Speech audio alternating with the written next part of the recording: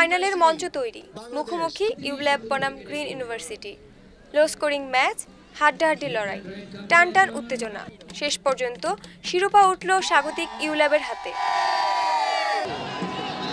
Toss জিতে অল্প রানে গ্রিন ইউনিভার্সিটিকে আটকে ফেলে ইউল্যাব। তারপর শুধু জয়ের অপেক্ষা মাত্র। ফাইনাল ম্যাচে জয় পাওয়ার পর উচ্ছ্বাসে ফেটে পড়ে ইউল্যাব।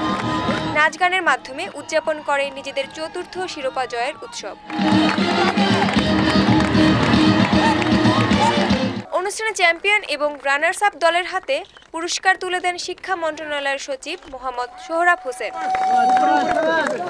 চ্যাম্পিয়ন এবং রানার্স আপ দলের অধিনায়করা জানান নিজেদের অভিব্যক্তি।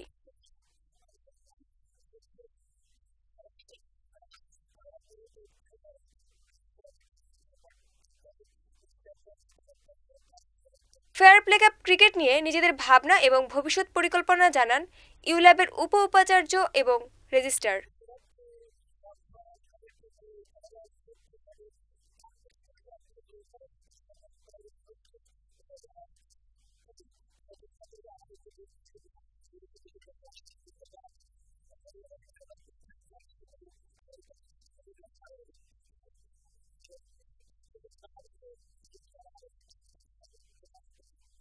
পুরো টুর্নামেন্টে নিজেদের আধিপত্য বজায় রেখে শেষ পর্যন্ত জয়ের হাসি হাসল স্বাগতিক ULAB.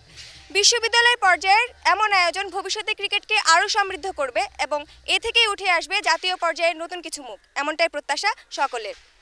Shubhra, Florida, Rozario, ULAB TV, Dhaka.